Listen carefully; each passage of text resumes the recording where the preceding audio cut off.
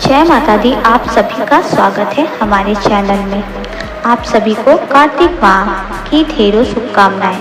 आज हम आपको कार्तिक माह महात्म्य कथा का 5वां अध्याय सुनाएंगे। तो चलिए वीडियो को शुरू करते हैं।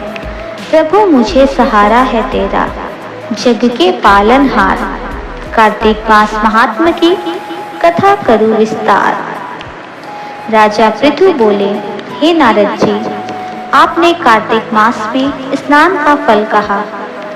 अब अन्य मासों में विधि पूर्वक स्नान करने की विधि, नियम और उद्यापन की विधि भी बतलाइए। देवऋषि नारद ने कहा, हे राजन, आप भगवान विष्णु के अंश से उत्पन्न हुए हैं, अतः यह बात आपको ज्ञात ही है। फिर भी आपको यथाचित विधान बतलाता हूँ। अश्विन माह में शुक्ल पक्ष की एकादशी से कार्तिक के व्रत करने चाहिए। ब्रह्म मुहूर्त में उठकर जल का पात्र लेकर गांव से बाहर पूर्व अथवा उत्तर दिशा में जाना चाहिए। दिन में या सायकाल में कान में जनेऊ चढ़ाकर, पृथ्वी पर घास बिछाकर, सिर को वस्त्र से ढककर, मुंह को भली भांति बंद करके, थूक व सांस को रोककर मल व मूत्र का त्याग करना चाहिए। तत्पश्चात मिट्टी व जल से भली भांति अपने गुप्तांगों को धोना चाहिए। उसके बाद जो मनुष्य मुख शुद्धि नहीं करता, उसे किसी भी मंत्र का फल प्राप्त नहीं होता है। अतः दांत और जीभ को पूर्ण रूप से शुद्ध करना चाहिए और निम्नलिखित मंत्र का उच्चारण करते हुए दातुन तोड़नी चाहिए। हे वनस्पते, आप मुझे आयु, कीर्ति, तेज, प्रज्ञा, पशु, संपत्ति, महाज्ञान, बुद्धि और विद्या प्रदान करो। इस प्रकार उच्चारण करके वृक्ष से 12 अंगुल की दातुन लें। दूध वाले वृक्षों से दातुन नहीं लेनी चाहिए।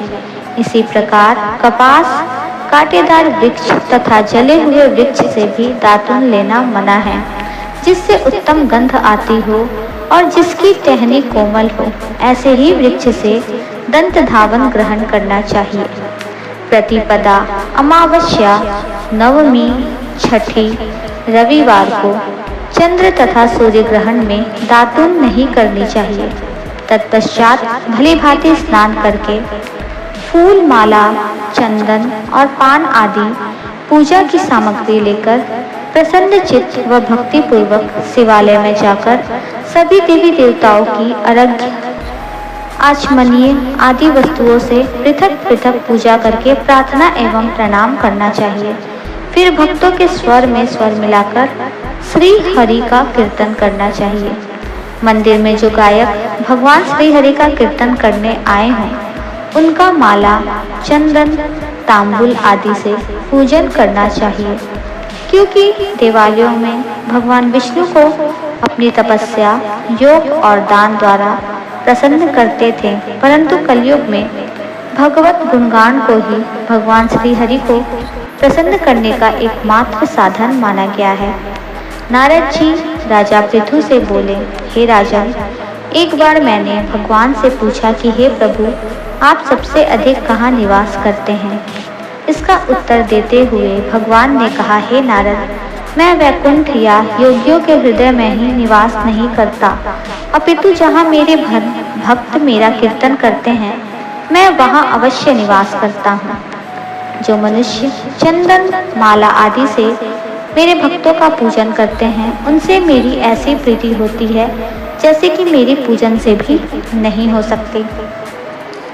नारद जी ने फिर कहा, सिरिस धतूरा, गिरजा चमेली, केसर, कंदार और कटहल के फूलों व चावलों से भगवान विष्णु की पूजा नहीं करनी चाहिए। अड़हल, कंद, गिरिश, जूही, मालती और केवड़ा के पुष्पों से भगवान शंकर की पूजा नहीं करनी चाहिए। जिन देवताओं की पूजा में जो फूल निर्दिष्ट हैं, उन्हीं से उनका पूजन करना चाहिए। पूजन समाप्ति के बाद भगवान से क्षमा प्रार्थना करनी चाहिए, यथा, हे सुरेश्वर, हे देव, ना मैं मंत्र जानती हूँ, न क्रिया, मैं भक्ति से भी हीन हूँ। मैंने जो कुछ भी आपकी पूजा की है, उसे पूरा करें। ऐसा प्रार्थना करने के पश्चात साष्टांग प्रणाम करके भगवत कीर्तन करना चाहिए, श्री हरि की कथा सुननी चाहिए और प्रसाद ग्रहण करना चाहिए। मनुष्य उपरोक्त विधि के अनुसार कार्तिक व्रत का अनुष्ठान करते हैं वह जगत के सभी सुखों को भोगते हुए अंत में मुक्ति को प्राप्त करते हैं। यहाँ पर कार्तिक मास महात्म्य के 5वां अध्याय समाप्त हुआ।